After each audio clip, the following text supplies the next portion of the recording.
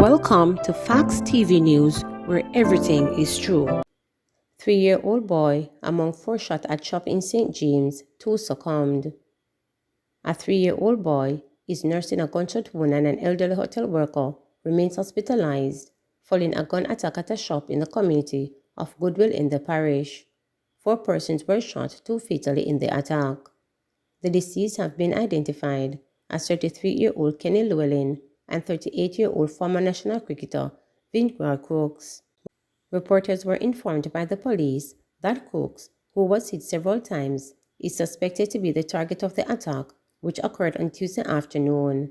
A motive is being investigated. It is reported that about 2:45 p.m., Crooks and Llewellyn were among persons at the shop located in a section of Goodwill called Culvert. It is further reported that a silver motor car with 4 men aboard drove up. 3 of them reportedly exited the car and opened fire. Crooks Llewellyn, the child who was inside the shop with his mother, and an elderly hotel worker were hit. The gunmen then fled the scene in the car. The 4 injured persons were rushed to the Conroe Regional Hospital, where Crooks and Llewellyn were pronounced dead, and the child and the elderly man were admitted. The child has since been released, while the senior citizen remains in hospital in critical condition.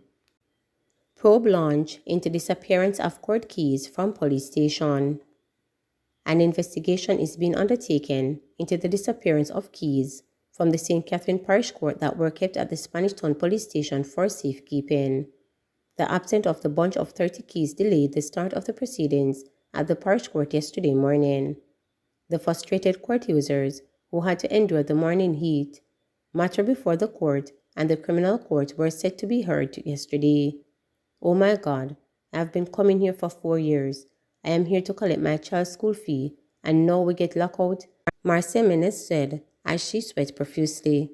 Speaking with reporters, Court Administrator Marlon McCollum stated that the missing keys is the major issue. "We came here and they could not be located. As a result, we enlisted the services of a locksmith to gain access," Malcolm said. "We still have to discard the locks that were removed for security reasons," he added. The matter is being investigated by both court officials and the police. Cause of Kimani Mart fire being probed. Businessman Steve Kimani says the extent of the damage from the fire at his store on Manor Park, St. Andrew is yet unknown. Firefighters were at the Kimani Mart furniture store battling the blaze. Thick smoke continues to bill from the building. At least 7 units with a total of 65 firefighters have responded to the blaze. Kimani says he received a call about the fire about 6:45 yesterday morning. He says he was informed that the fire started after a Jamaica Public Service transformer had earlier exploded and caused fire.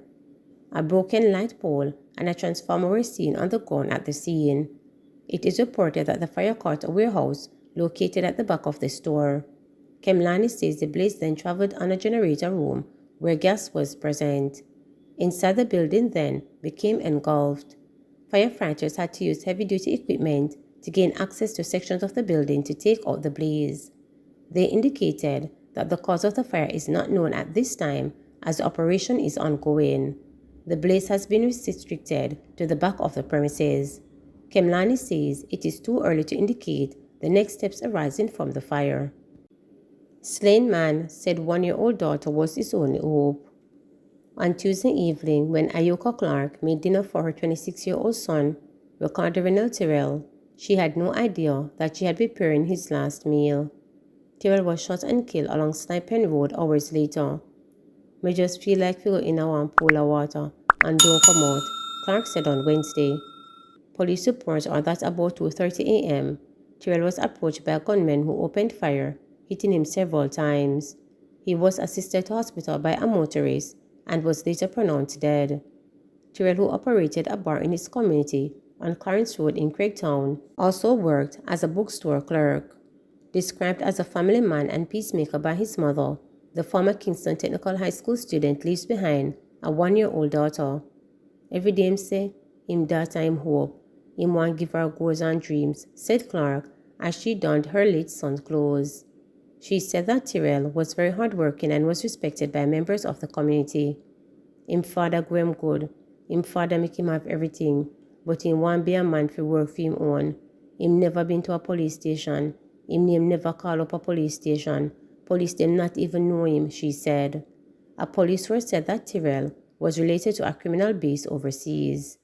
His mother also shared that the persons responsible for the death of her son had previously made threats on his life. Them sent threat fi kill him. Somebody tell me daughter say them a keep meeting pan him name fi kill him, she said. Data provided by the Jamaica Constabulary Force showed that the Kingston Western Police Division recorded 50 murders as of September 7, a 42.5% decline from 87 during the corresponding period in 2021. Shooting has fallen by 45% to 47, 38 fewer than the incident tallied for the corresponding period last year. Deputy Superintendent of Kingston Western Police Division, George McFarlane, said the police are maintaining a strong presence in the area. Wanted teachers of vocational technical subjects.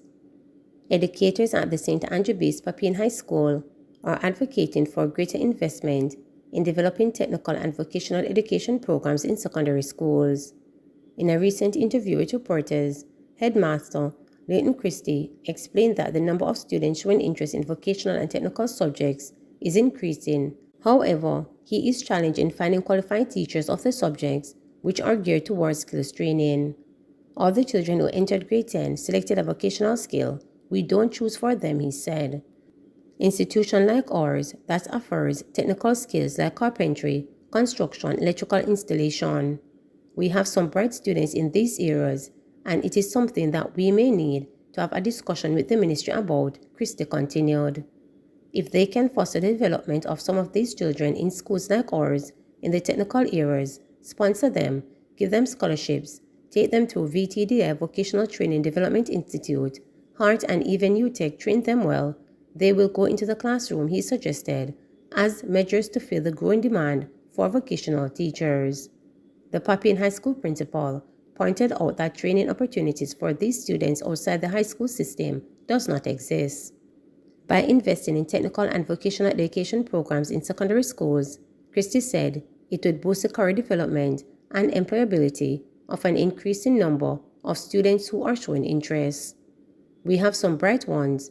They would want to go to university, but they can't afford it.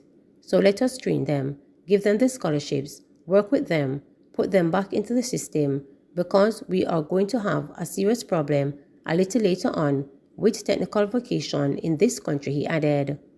The guy who leaves a Campion college and goes into technical vocation at UTech most time is not going to come into teaching.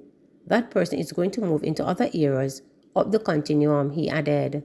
Amelia Leverage Ellis, the acting head of the science department at Papine High, who is also an agriculturist that teaches agricultural science, said she has found that vocational and technical education would provide the mainly main students who exhibit interest with a viable career option. They are flooding vocational, she exclaimed, noting that the school has been forced to turn down students' requests due to the overwhelming demand from grade 9ers who are selecting subjects for grades 10 and 11, particularly electrical engineering and automotive technology. It is really a field that is necessary, as Mr. Christie says, because we don't want to see a Vision 2030 without plumbers, electrical personnel, carpenters, or even farmers. If you ate today, thank a farmer, she reasoned. JPS seeking to remedy customers' complaints, OPM. The Office of the Prime Minister, OPM, says the Jamaica Public Service Company, JPS, has accepted that there are areas of concern from customers that they are currently working to remedy. A media release from the OPM says these relate particularly to supply chain challenges as well as the company's need to improve responsiveness to customer complaints. However, the media release outlined the outcome of the JPS appearance before Cabinet on Monday did not go into detail regarding the specific issues for which Energy Minister Darrell Valls recently slammed the Light and Power Company. It said representatives of the JPS board, as well as Chief Executive Officer Guntonis, responded to several concerns including unplanned outage, adding of outstanding businesses and residents to the grid, JPS responsiveness to customer complaints, and the need for an enhancement system to alert the company to power outages. The OPM said Prime Minister Andrew Holness, who chaired the meeting, reiterated the role of the Office of Utilities Regulation (OR) in resolving complaints relating to the actions of the company. However, he noted that the government has a role to play whenever issues of a particular magnitude are raised by members of the public. In a media release recently, the JPS defended itself amid criticism from Vols, saying it was surprised that the ministry would issue a news release with several inaccuracies when it had been trying unsuccessfully for months to convene a meeting with the ministry to discuss the issues highlighted. Please remember to subscribe, like, share, and click the notification